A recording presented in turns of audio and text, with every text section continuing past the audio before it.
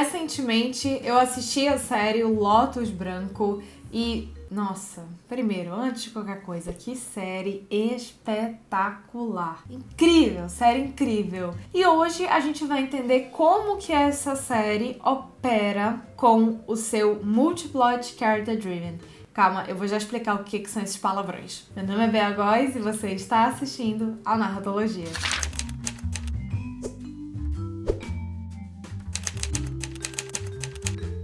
Bom, antes da gente começar, é muito importante a gente primeiro compreender o que são esses termos que vocês estão vendo aí no título do vídeo, né? Multiplot, Character Driven. Também vou falar um pouquinho o que é Plot Driven. São conceitos dos quais eu já falei aqui no canal, tem vídeo sobre isso também. Entretanto, é sempre bom a gente relembrar, tem um tempinho que eu fiz esses vídeos. Também é muito interessante a gente observar como que esta série consegue abrir um conflito, abrir um mistério no início e segurar as suas tramas guiadas por personagens. Então, primeiro vamos entender o que são esses conceitos, né? Existem várias distinções das quais a gente fala, as quais a gente estuda, quando a gente fala de narrativa audiovisual, quando a gente fala de roteiro para cinema e televisão. E uma das primeiras distinções, um dos primeiros princípios que você faz quando você está desenvolvendo a sua série ou o seu filme é definir quantos protagonistas ela vai ter. Existem três grandes distinções principais que a gente fala, né? Um protagonista só, que a gente chama de arcplot de uma forma geral, dois protagonistas, que a gente chama de buddy, e três protagonistas. A partir de três protagonistas, a gente pode chamar de multiplot ou de falso multiplot. A distinção entre falso multiplot e multiplot eu já falei nesse vídeo aqui, não vou explicar isso aqui. Mas isso vai diferenciar a quantidade de protagonistas que a gente tem numa trama. A gente também costuma chamar, tá, gente, pra vocês saberem,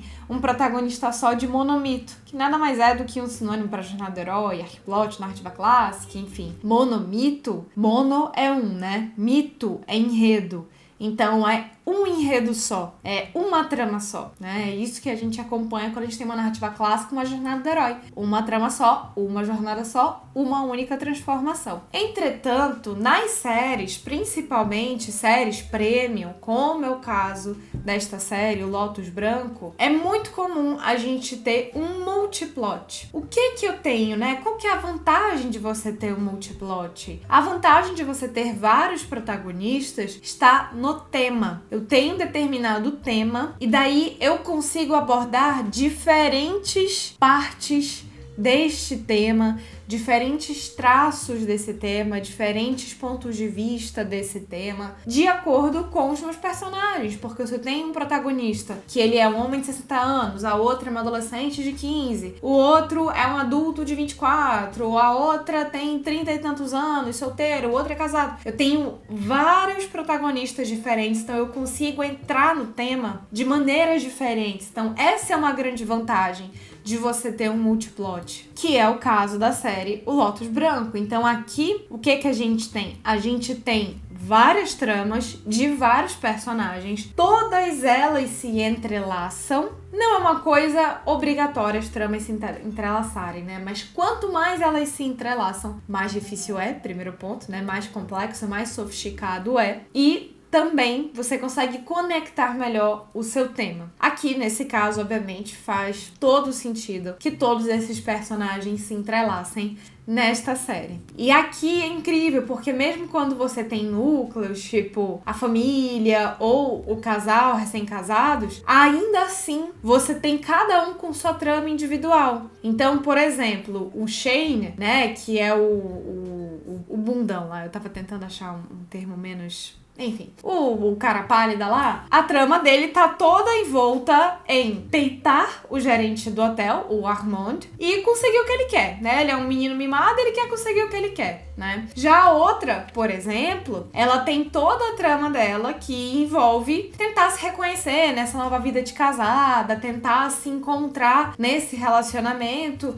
Então a gente tem eles e a gente também consegue incluir eles nas tramas dos outros protagonistas. E é um baita de um multiplot, essa série, né? Porque você consegue ter protagonistas bem delimitados, e uma coisa que é muito curiosa, não é um spoiler, mas é que você vai surgindo com novas tramas, você vai desmembrando, né, essas tramas à medida que os episódios passam. Inclusive, esta série é um grande exemplo de underplot. O que é underplot, né, que eu já falei algumas vezes aqui no canal pra vocês. É sempre que você tem uma trama que ela parte junto de outra e depois ela vai ganhando sua própria autonomia. Por exemplo, o Queen, ele começa muito sujeito à trama da família dele. E à medida que os episódios passam, ele vai desenvolvendo sua própria trama. Isto é um underplot. É sempre que a gente tem uma trama que ela parte de outra, ela começa caminhando junto dessa outra, mas depois ela vai ganhando sua própria autonomia, vai ganhando sua própria independência, digamos assim. E além de ser um multiplot, esta série ainda é character driven. O que é isso, Bel? O Sam vai estar escrevendo aí na tela pra vocês. Então, eu falei pra vocês, quando a gente começa a desenvolver nossa série, a gente pensa, beleza, vai ser multiplot, vai ser monomito, né, um arquiplotzinho, ou vai ser buddy. E a gente tem essa escolha que a gente precisa fazer, mas a gente também tem que pensar se o que vai mover esta série é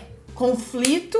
Ou seja, o que move esta série é ação, é drama. Então, meus personagens têm que fazer coisas. Meus personagens têm coisas a resolver. Eles precisam solucionar. Isto é plot driven. Plot em inglês significa enredo, né? E é curioso também porque na origem da palavra plot significa chão, né? Então, é o nosso plot, é o nosso chão. Nosso enredo é o nosso chão de tudo, né? Plot driven. Driven é como se fosse motorizado. Então, é como se a série fosse movida por ação, movida por enredo, movida por trama, movida por drama, né? Então eu fico jogando os meus personagens para fazer coisas. Quando a minha série é character driven, character em inglês é personagem, né? Então movida por personagem.